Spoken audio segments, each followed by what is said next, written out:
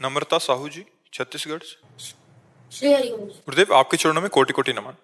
गुरुजी, जब हम घर पर कोई महंगी वस्तु जैसे कार, फ्रिज, एसी इत्यादि जब खरीदते हैं तो माँ ने शुरू से ही घर में ये नियम बनाया था कि उस वस्तु पर शुभ लाभ लिखना, स्वास्तिक बनाना, टीका चंदन लगाना, आरती पूजा करना और कार में भगवान आदि की छवि लगाकर। महाराज जी, सही है या गलत? कृपया माँ। ये हमारे पूर्व परिपाटी है। हमारे यहाँ तो देखो कितना सुंदर भाव है कि अगर कोई नई साइकिल भी लाते हैं तो उसकी पूजा करते हैं, गाड़ी भी लाते हैं तो उसमें भी भगवत भाव। यही हमारे धर्म की महानता है कि वो जड़ से जड़ वस्तुओं में भी भगवत भाव, उसकी पूजा करना, उसका भाव। तो इसमें बहुत सुंदर भाव है, कोई इसमें अमंगल भाव नहीं है। कोई भी जड़ चैतन्य भगवत स्वरूप। देखो गांव में देखो, एक छोटी सी मढ़िया बनी और 4 पत्थर रखे हैं और उसी में सब जल चढ़ाते हैं, पूछते हैं, भगवान की भावना करते हैं। नहीं, छोटी सी भी कहीं भी किसी वृक्ष की पूजा शुरू, पीपल का वृक्ष, बट वृक्ष। हमारे यहाँ तो बहुत विस्तार है भक्ति का कि जड़ चैतन्य सब में भगवान की भावना है। तो कार आदि का देखो, जो सात्विक लोग होते हैं गाड़ी पे बैठने के पहले हैंडल के पैर छुएंगे, भगवत भावना करते हैं ना, इसमें भी भगवान विराजमान है, भगवान कृपा करें, हमारा मार्ग शुभ हो। ये बहुत अच्छी बात है, ऐसा करना चाहिए, सबको करना चाहिए, ये कोई निषेध बात नहीं है। हाँ, जैसे हम इस बात को निषेध करते हैं कि गाड़ी में भगवान नाम लिख देना। मान लो आपने राम लिख दिया, राधा लिख दिया, कृष्ण लिख दिया, अब वो पानी पड़ा पैरों के नीचे, ये नहीं।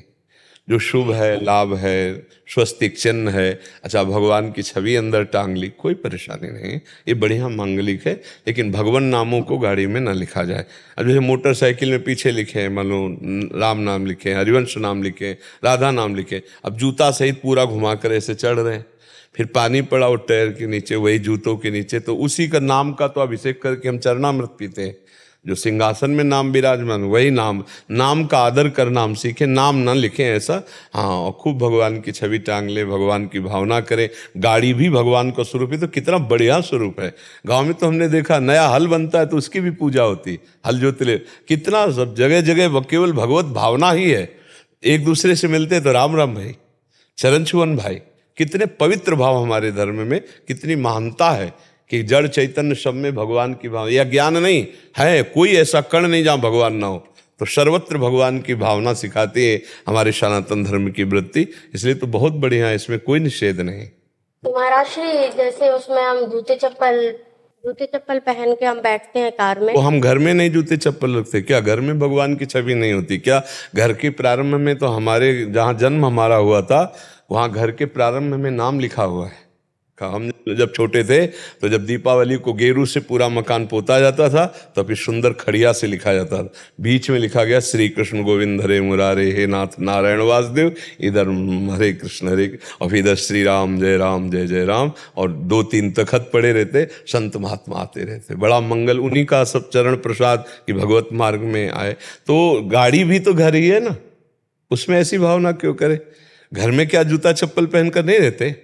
अरे एक जगह घर में पूजा गृह बना होता तो ठीक, थोड़ी दूर उसके बाद रसोई होती है, तो फिर कहीं शौचालय भी होता है। पूरा मकान तभी होता है, शौचालय होता है ना, तो फिर एक जगह पूजा गृह है, एक जगह रसोई है, एक जगह शौचालय।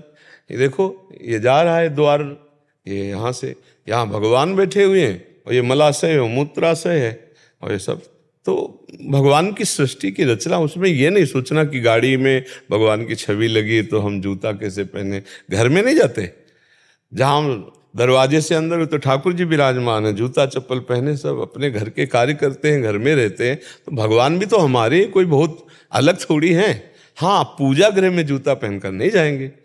अब ऐसे छवि टंगी हुई है अपने कमरे में, तो उसी में शयन करते हैं, उसी में पादुका पहनकर जाते हैं। पूजा गृह में अलग है, दर्शन के लिए छवि अलग है। तो ऐसे ही पूजा गृह थोड़ी कार है, कार तो दर्शन के लिए ठाकुर जी बना दिए गए और भावना उसमें कर रहे, चल रहे।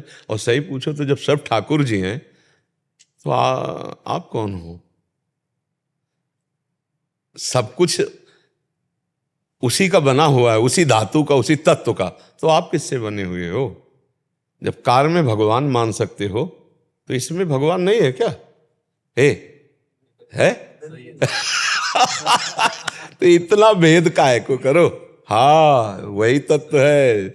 जहाँ तुम दूसरी जगह देख रहे हो वो यहाँ भी है।